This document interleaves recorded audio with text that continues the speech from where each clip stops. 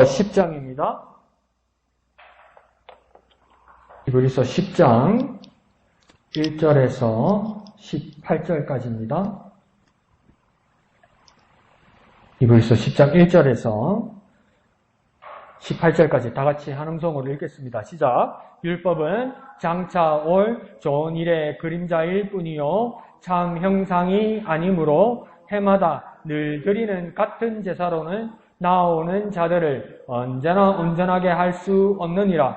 그렇지 아니하면 섬기는 자들이 단번에 정결하게 되어 다시 죄를 깨닫는 일이 없으리니 어찌 제사 드리는 일을 그치지 아니하였으리요. 그러나 이 제사들에는 해마다 죄를 기억하게 하는 것이 있나니 이는 황소와 염소의 피가 능히 죄를 없이 하지 못함이라.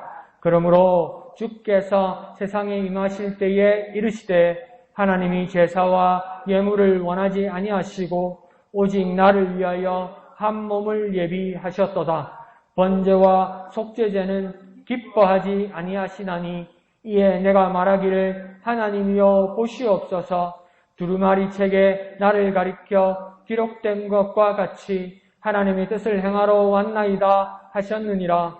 위에 말씀하시기를 주께서는 제사의 예물과 번제와 속죄제는 원하지도 아니하고 기뻐하지도 아니하신다 하셨고 이는 다 율법을 따라 드리는 것이라.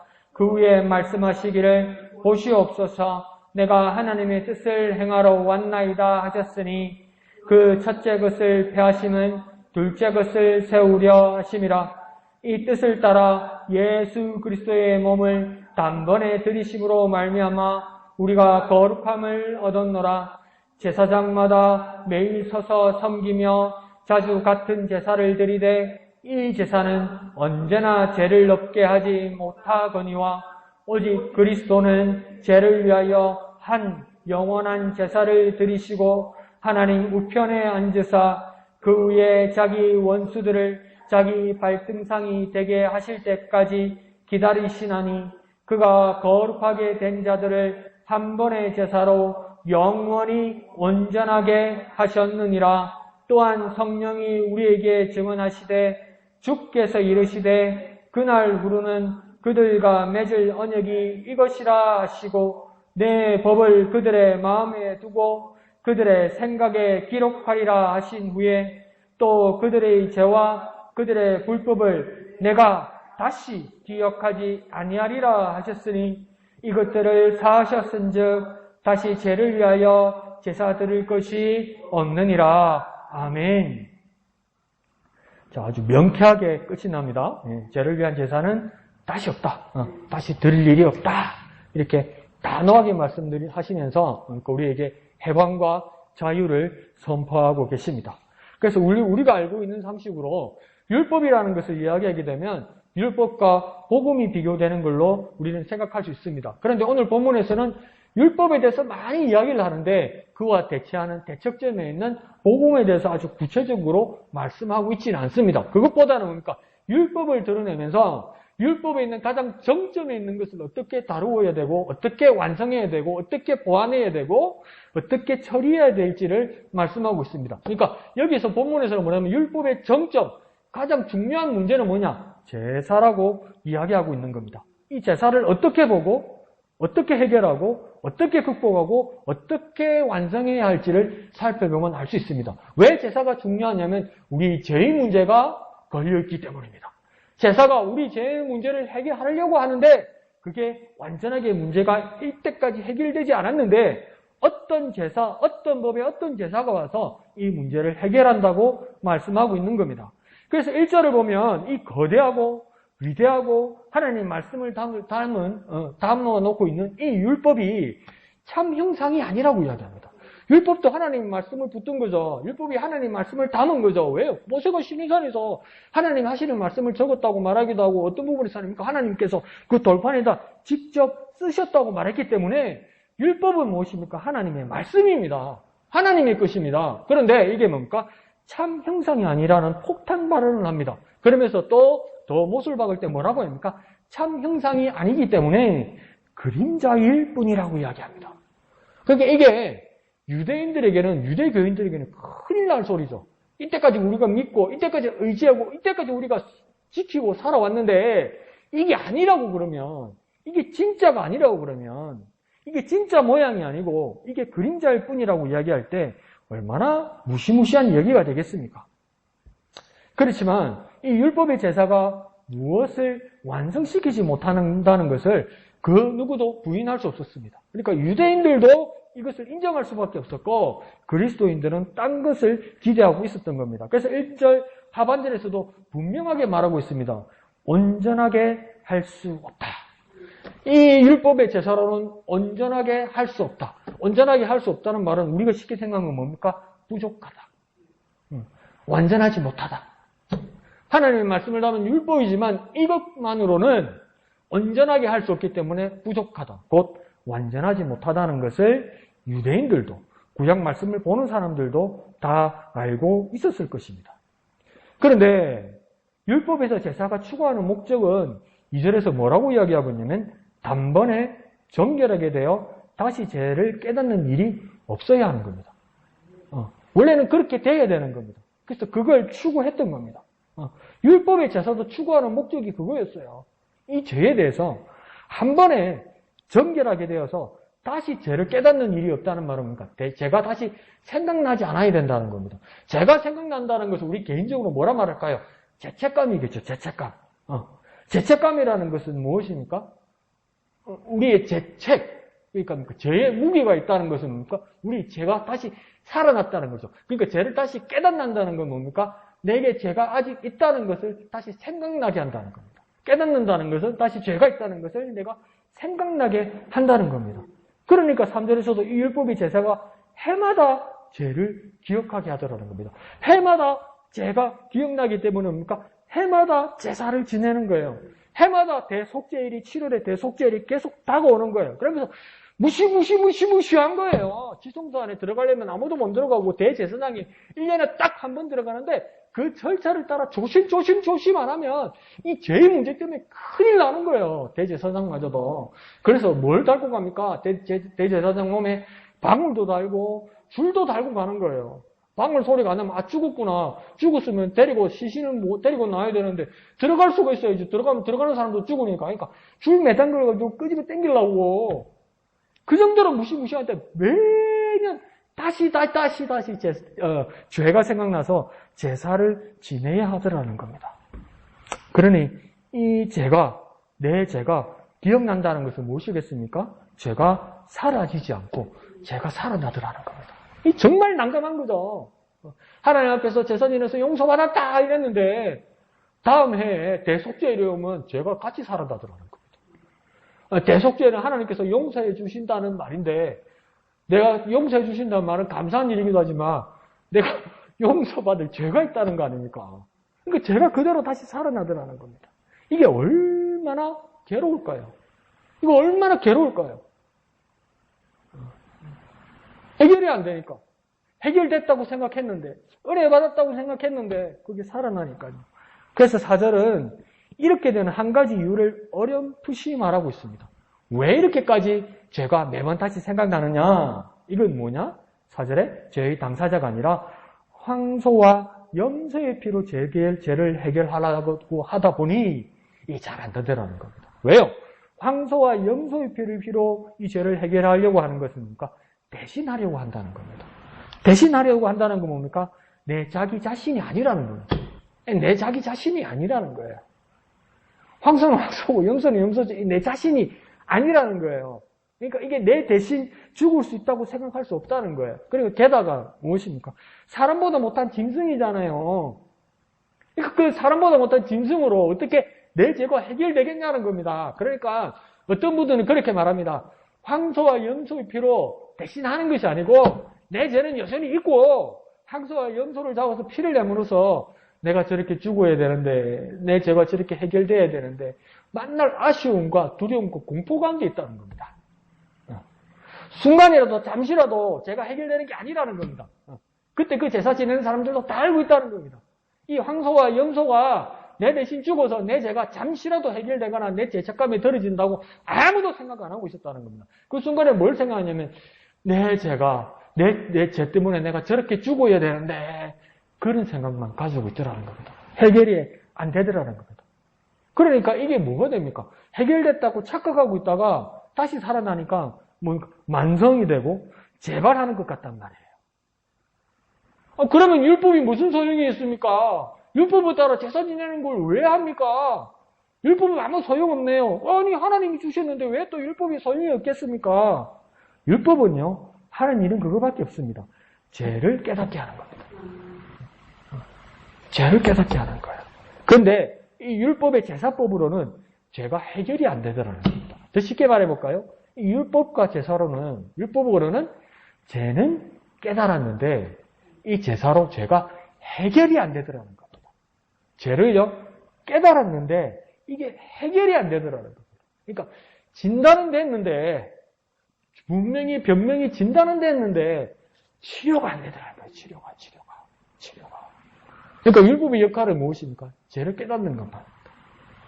그래서 율법으로 해결하려고 보다 보니까 안 되더라는 겁니다.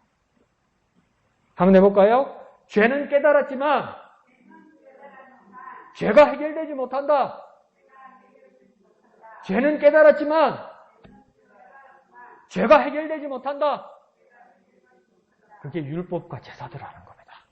자, 그래서 5절에 뭡니까? 새로운 피안의 제사법, 새로운 제사법이 등장합니다. 그것이 5절이죠. 그러니까 새로운 제사법이니까 첫 번째 어떤 것으로 되냐면 이전의 율법만으로는 안 되겠다는 게 분명하다는 겁니다. 이 새로운 제사법은 이전에 율법을 따라 나온 제사법이 아니라는 겁니다. 율법이 아닌 제사법이라는 겁니다. 그러면 제물도 황소나 염소 같은 짐승으로는 안 된다는 겁니다.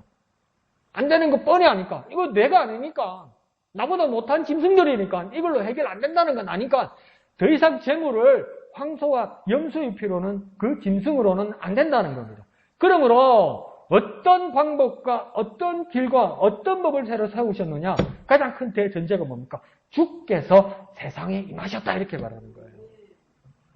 내가 땅에서 키운 거, 내가 집에서 키우던 거, 나하고 같이 있던 거, 그 중에 하나를 꺼내는 것이 아니라 뭡니까? 주께서 세상에 임하셨다는 것은 주님은 이전에 세상에 계셨다는 겁니까? 안 계셨다는 겁니까? 세상에 안 계셨어요. 하나님 나라, 세상의 죄악된 세상과는 도저히 같이 있을 수 없고 구별된 거룩하신 하나님은 거룩한 곳에 계셨단 말이에요. 감히 하나님을 이 땅에 부를 수 있다고 그 누구도 생각 못했다는 거예요. 그런데 뭡니까? 하나님의 대전제가 이제 뭐가 된 겁니까? 주께서 이 죄 많은 세상으로 임하시게 되었단 말입니다. 죄 많은 이 세상으로 오셨다는 겁니다. 그러면서 여태껏 이제까지의 제사와 예물도 하나님은 원치 않으신다는 겁니다. 더 이상 이 세상의 제사, 이 세상의 예물 하나님은 원치 않으신다는 겁니다. 그 대신에 뭘 하시겠다고 이야기하냐면 한 몸을 예비하셨다. 하나의 몸을 예비하셨다. 다시 말하면 하나의 몸이 제물이 되었다. 더 구체적으로 말씀드리면 사람을 위해 사람의 몸으로 오셨다. 누가요? 주께서요. 사람을 위해 사람으로 오셨다. 사람의 몸으로 오셨다. 그게 뭡니까? 새로운 제사법, 완전한 제사법, 두 번째 제사법이 되는 겁니다. 한번 해볼까요? 사람을 위해 사람의 몸으로 오셨다. 사람을 위해 사람의 몸으로 오셨다. 누가 그렇게 오셨다는 겁니까? 주께서 친히 이 세상으로 우리를 위하여 이 사람들을 위해 주께서 친히 사람의 몸으로 오셨다 이 말입니다. 그러니까 6절에서도 한번 말씀하시고 8절에 한 번 더 반복해서 말하듯이 뭡니까? 더 이상 번제와 속죄제는 없다 이 말입니다. 더 이상 황소와 염소피로 되는 그 제사의 번제와 속죄는 없다는 겁니다. 그러면서 7절에도 말씀하시고 9절에 한 번 더 말씀하십니다. 이 번제와 속죄제를 없애러 오신 이는 뭐라고 이야기합니까? 내가 하나님의 뜻으로 행하러 왔다 이러는 거예요. 더 이상 율법이 아니라 죄는 깨닫게 하되 이 죄의 문제를 해결할 수 없는 이 제사법이 아니라 주께서 이 세상을 주께서 이 세상에 임하시기로 하게 하셨고 사람을 위해서 사람의 몸으로 오신 그 하나님께서 무엇입니까? 주님께서 뭘 하러 오셨냐? 나는 하나님의 뜻을 행하러 왔다. 하나님의 뜻을 행하러 왔다는 이 말은 뭡니까? 하나님의 방법으로 왔다. 이제. 더 이상 황소의 영소의 방법도 아니고 율법의 방법도 아니고 하나님의 뜻, 하나님의 법을 행하러 왔다 이렇게 말하는 거예요. 그럼 그걸 어떻게 하겠다는 겁니까? 9절 하반절에요. 첫 번째 것을 폐하고 두 번째 것을 세우신다 이렇게 말합니다. 첫 번째 것은 무엇일까요? 율법을 폐하시고 두 번째요. 그리스도가 새로운 법을 세우신다 이 말입니다. 첫 번째 것 율법을 폐하시고 두 번째 것 그리스도가 새로운 법을 세우신다는 말인데 그걸 도대체 어떻게 하시겠다는 겁니까? 10절에서 정확하게 말씀하시죠. 예수 그리스도가 하시겠다는 거예요. 예수 그리스도께서 황소와 염소의 피를 대신해서 아니요. 황소와 염소의 피를 대신하는 것이 아니라 죄인이 인간들 우리들을 대신해서 직접 자기 몸을 단번에 들이심으로 단 한 번 들이심으로 두 번째 완벽한 새로운 것을 세우신다. 자신을 들이심으로써 완벽한 새로운 것을 세우신다 이 말입니다. 그래서 우리가 드디어 어떻게 되었다고 이야기합니까? 10절에 거룩함을 얻었다. 드디어 거룩함을 얻었다. 그러니까 율법은 그러니까 우리에게 거룩함을 주지 못했던 거예요. 근데 드디어 우리가 거룩함을 얻었다. 그리스도를 통해서 새로운 법을 통해서 우리가 거룩함을 얻었다. 그러니까 우리의 삶의 목적이 뭐였냐? 죄인이 우리의 목적이 뭐였냐? 이 거룩함을 잊기 위한 것이었는데 거룩함이 되지 못했어요. 왜요? 황소와 염소의 피니까 내가 아니니까 그냥 율법이라는 진단서로 너는 죄인이야 이거밖에 안 된 거예요. 나는 거룩하고 싶은데 근데 주께서 이 세상에 오셔서 새로운 법을 세우셔서 율법의 법을 폐하시고 사람을 위해서 사람의 몸을 입고 오셔서 그가 친히 나를 대신하여 죽으심으로써 우리가 무엇을 입었다? 거룩함을 입었다는 겁니다. 그럼 누가 원래 거룩한 겁니까? 하나님이 거룩하신 것이죠. 거룩하신 하나님이, 거룩하신 주님이, 거룩하신 하나님의 아들이, 거룩하신 그리스도께서 우리를 위하여 그 거룩하신 분이 대신 죽으시니 우리가 그분의 거룩하심을 우리가 어떻게 된 겁니까? 잊게 되었다 이렇게 되는 거예요. 그러니까 죄 씻음 받은 우리는, 용서함 받은 우리는, 제사로 우리의 문제가 해결된 우리는 무엇입니까? 거룩함을 입었다는 것은 거룩하신 하나님을 닮게 되었다 이 말이에요. 거룩하신 하나님 닮아서 뭐 하려고 그러는 겁니까? 하나님과의 교통이 일어나고 하나님과의 만남이 일어나고 하나님과의 교제가 일어나는 거예요. 나 제사함 받았으니까 다 해결됐다. 하나님 감사합니다. 빠이빠이 이게 아니고요.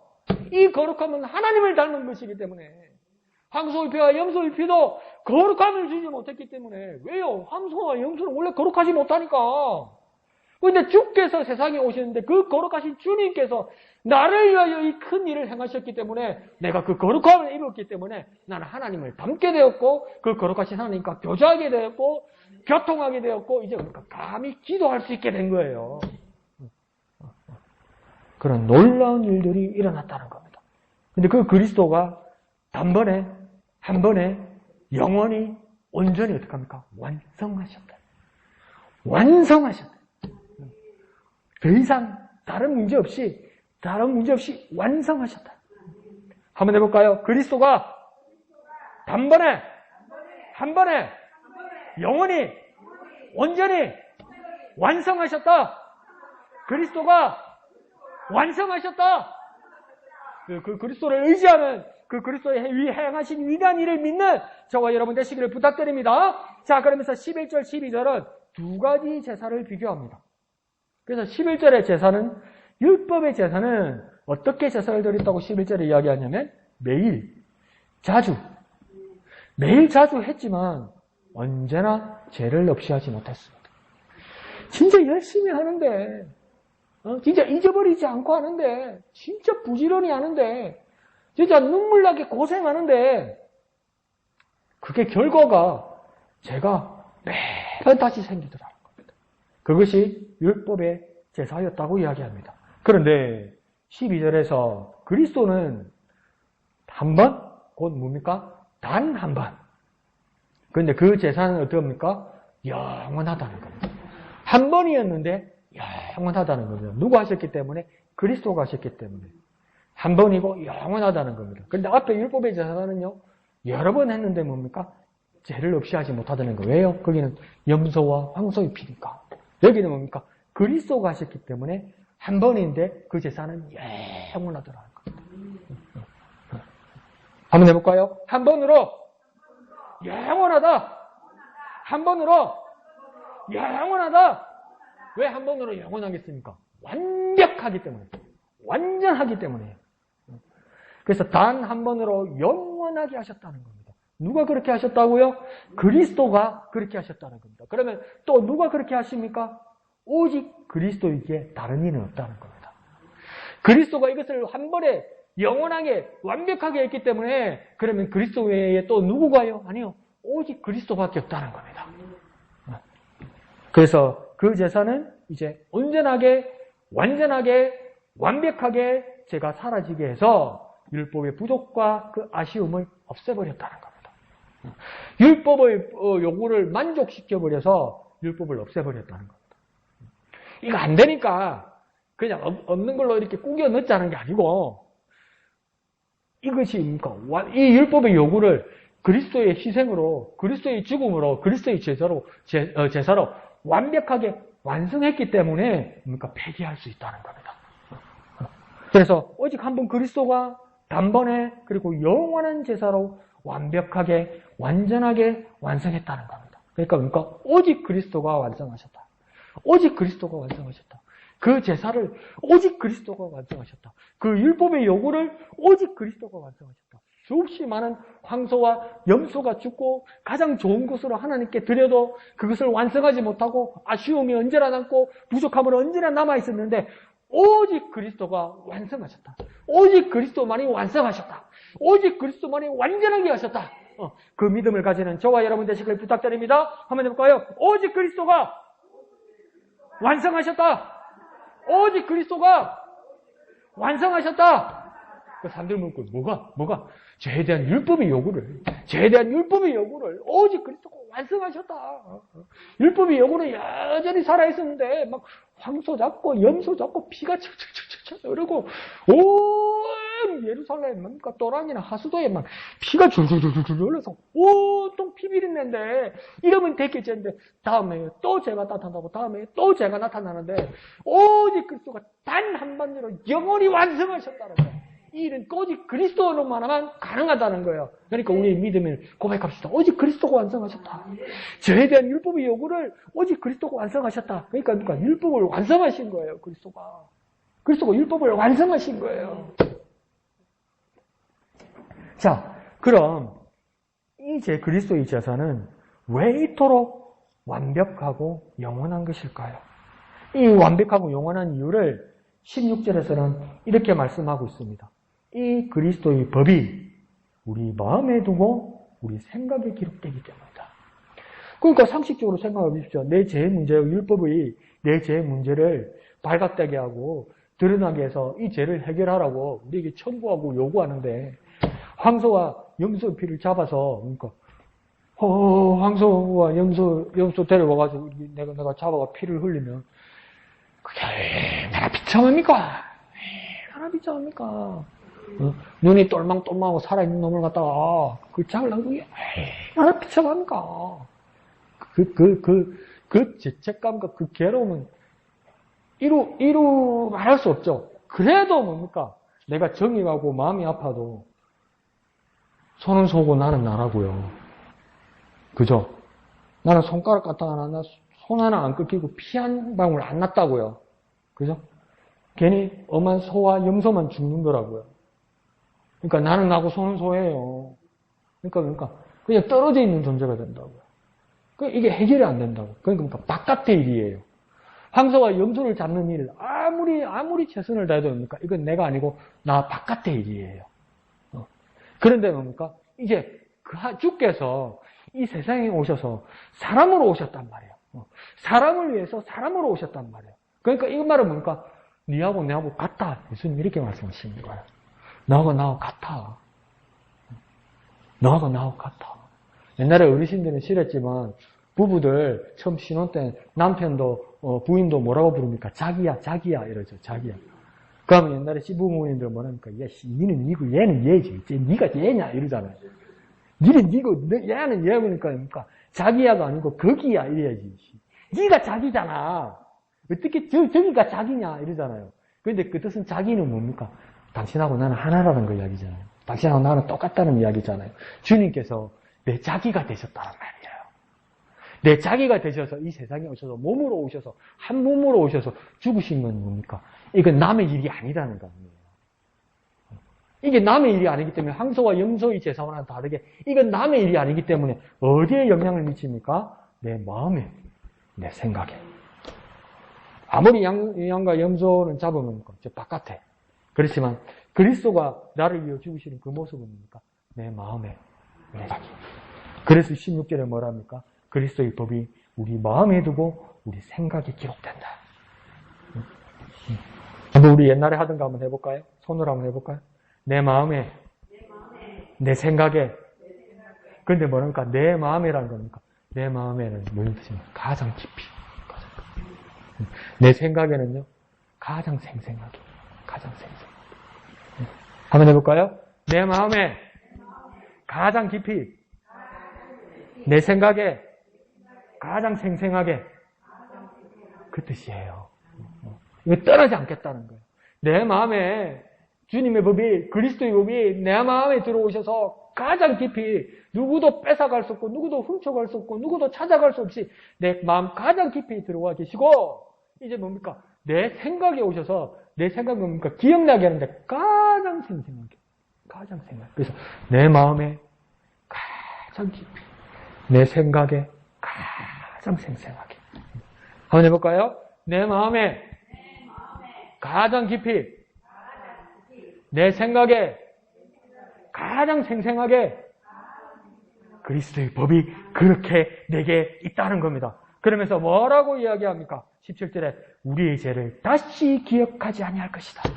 왜 그렇습니까? 내 생각에는 내 마음에는 지금 뭐가 이때까지 있었냐면 죄책감, 죄 그게 계속 기억나는 거예요. 그런데 그리스도께서 오셔서 그리스도의 법이 내 마음에 가장 깊이 들어오시고 내 생각에 가장 생생하게 이제 살아나시기 때문에 죄가 있었던 자리, 죄책감이 있었던 자리가 뭡니까? 그 자리를 다 벗어내고 그 자리에 뭡니까? 그리스도의 법이 오셨다고요. 그리스도의 법이. 그러니까 죄는 다시 기억나지 않는다고요. 죄가 없으니까 죄가 있을 자리에 누가 와 있는 겁니까? 그리스도의 법, 그리스도의 법. 이전에는 그리스도의 법이 있기 전에 내 마음과 내 생각에 죄책감과 죄의 생각이 가득했는데 이제 그리스도의 법이 없어서 걔를 다 쫓아내고 그 자리에 그리스도의 법이 임하셨다는 겁니다. 그러니까 죄 어디 갔네? 죄 어디 갔네? 없네. 이렇게 된 거예요. 그럼 죄 있던 자리에 뭐가 와 있네? 그리스도의 법이 와 있네라는 거예요. 그러니까 죄가 뭡니까? 다시는 없다는 겁니다. 죄가 다시 없으니까 뭐 없겠습니까? 죄에 대한 제사도 없다는 거예요. 죄가 없는데 무슨 죄에 대한 제사가 있겠어요. 그러니까 내 안에 자꾸 들어오려고 하는 그 죄책감들 있잖아요. 들어오려면 그래서 내 마음에 그리스도의 법이 있어. 네 자리가 없어. 내 생각이 자꾸 죄책감을 넣어주려고 그럴 거예요. 아, 내 머리에는 네가 들어올 자리가 없어. 왜? 그리스도의 법이 자리를 잡고 있어. 왜? 생생하게. 아주 깊이. 그렇게 막 깨닫고 선포하는 저와 여러분 되시기를 부탁드립니다. 한번 해볼까요? 내 마음에 아주 깊이 내 생각에 아주 생생하게 뭐가 있다는 겁니까? 그리스도의 법이 있다는 거예요. 그리스도의 법이 들어와 계셔서 이제 더 이상 뭐가 없다는 겁니까? 죄가 없어요. 그러니까 죄가 없으니까 뭡니까? 제사도 없어요. 한번 해볼까요? 죄가 없으니 제사도 없다. 죄가 없으니 제사도 없다. 더 이상 죄책감 갖지 말라고요. 이 안에 그리스도의 법이 계시다고. 그렇게 생생하게 살아가는 저와 여러분 되시길 부탁드립니다. 그래서 잘 정리합시다. 제사와 예배는 확실히 다른 겁니다. 제사는요, 제사함을 위한 것이고 예배는요, 하나님과의 만남을 기뻐하는 자리와 시간이 되는 겁니다. 제사는 그래서 어떤 뜻으로 또 다른 각자의 뜻이 있어서 그렇게 하겠지만 천주교에서 말하는 미사는 무슨 뜻이냐면 제사라는 뜻이에요. 그런데 우리가 끝까지 우리가 지키려는 말은 뭐냐면 제사와 같은 비슷한 말이라고 할지라도 우리는 뭡니까? 예배한다고 그래요. 왜 예배합니까? 하나님 만나서 기뻐할 지금 상황이지 죄책감 때문에 계속 괴로워할 일이 아니라고요. 왜? 그리스도께서 해결하셨는데 그리스도를 2번 십자가에 못 박을 거예요? 그리스도의 피값이 너무 가치가 없어서 10년 전에, 20년 전에 예수 믿을 때 씻어줬지만, 그게 이제, 피가 희미해져서 다시 한번 예수님 죽어주셔야 되겠습니다. 우리 그럴 사람 있어요? 아니요, 그리스도 완전하게, 완벽하게, 단번에 영원의 제사로 해결했다고 그랬잖아요. 그럼 두 분의 제사가 없는데, 그럼 우리 주님 만나 뭐 할 거예요? 죄의 문제를 가지고 또 제사 지낼 거예요? 아니잖아요. 예배하는 자가 되어야 되는 거예요, 예배하는 자. 주님을 만나서 기뻐하는 자가 되어야 되는 거예요. 그러니까 더 이상 제사는 없고, 예배가 시작되는 거예요. 한번 해볼까요? 제사는 끝났고, 예배는 계속된다. 제사는 끝났고, 예배는 계속된다. 그래서 우리 예배자가 되어야 되는 거예요. 예배자가. 하나님을 만나는, 그리스도를 통해서 하나님을 만나는 참 예배자 되시기를 부탁드립니다. 그래서 기쁨의 예배, 감사의 예배, 영광의 예배, 삶의 예배를 드리는 저와 여러분 되시기를 부탁드립니다. 그래서 우리는 진짜 하나님을 만나는 자다. 나는 하나님을 만나는 자다. 이 말을 뭡니까? 나는 예배자다. 나는 예배자다. 예수님께서 제사를 완성하셨기 때문에 제사는 끝났고 나는 예배자다. 나는 예배자다. 그렇게 선언하고 선포하고 기뻐하는 저와 여러분 되시길 부탁드립니다. 날마다의 예배에서 주님을 만나는, 주님의 거룩을 닮아가는, 주님과 가까워져가는 저와 여러분 되시길 부탁드립니다. 한번 해볼까요? 나는 예배자다. 나는 예배자다. 나는 예배자다. 이렇게 당당히 선포하고 기뻐하는 저와 여러분 되시길 부탁드립니다. 그리스도의 법이 내 마음 가장 깊은 곳에, 그리스도의 법이 내 생각을 가장 생생하게 역사하여 주시옵소서. 그렇게 기뻐하는 저와 여러분 되시기를 부탁드립니다. 1절 찬송하신 후에 다 같이 기도하도록 하겠습니다.